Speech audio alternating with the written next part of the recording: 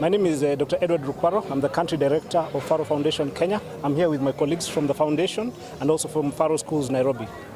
Pharo is a global, mission-driven and impact-oriented organization doing work in the Horn of Africa. The main areas of work essentially are around our three missions: education, water scarcity and productivity amongst the working age group. Today we're here in Mathare, and really it's unbelievable to see physically what we have been seeing in the news. Subsequent to the heavy rains that occurred across the country and more specifically here in Nairobi, the flooding has caused devastation, absolute devastation. But beyond that then, obviously crisis around many areas. Obviously availability of food, shelter, clothing, and that's what mainly we're here to do. As you can see, we're here at the food kitchen, which is a temporary structure, basically feeding people who have been displaced. Beyond that, obviously, a lot of things have come up in terms of either access to clean and affordable, safe water. Even education has been affected because many of the schools have been ravaged and are not, kids are not able to access either because of structures not being there, or even simple things like uniforms and things like that. So here today, we're just playing our small part by donating some foodstuffs, clothing, and other amenities, and we will be here as and when required based on what we can do. Now, the Pharo Foundation, one of the key missions that we have is education. Across the Horn of Africa, we're doing big things in terms of education, and specifically here in Nairobi, we have the Pharo Schools, Nairobi.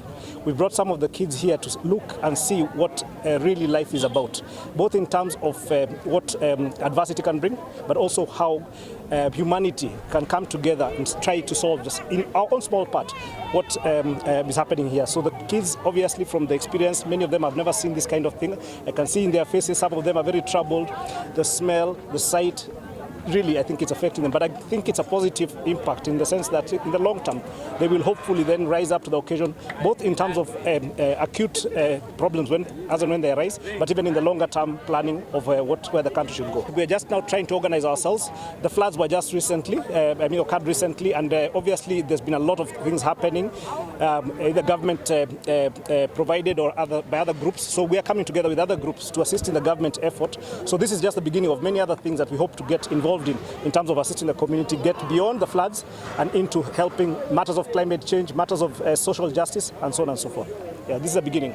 We won't want to quantify it in terms of financial terms because we have a lot of food that we've given out. We've given water, we've given other types of foodstuffs, but we've also given donations in terms of clothing because, again, people's homes were devastated and even basic things like clothing are not available. So rather than trying to get into the quantification, we've given what it is that we could do today from our entire group, and it's a small group, but we've really given something, and we intend to carry that forward into the future.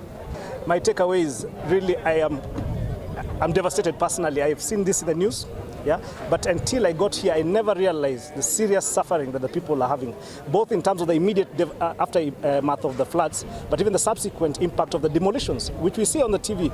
And some of us see it very lightly, but it's really unbelievable. Until you come and see what is happening here, you will not understand. So for me, my heart goes out to the people here. But this is a learning of what we must not do into the future. As a school and as a foundation, we've started.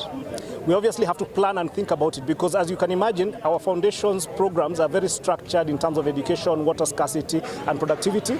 So we have to go back and think beyond this. What is it that we can link, especially with the Social Justice Center here, but also with other community-based organizations in a much more structured and organized way that will be helpful to everyone in the long term.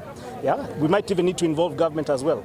So it will not be reactionary. We would rather go in a planned and organized way, systematic way, to help people in the long term.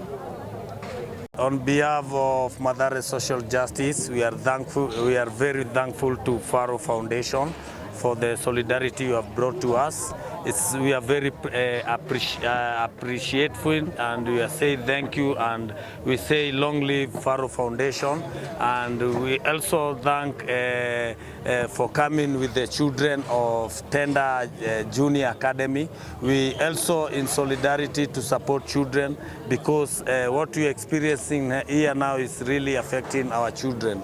So we are saying thank you and long live Pharo Foundation, long live. Long live. Yeah.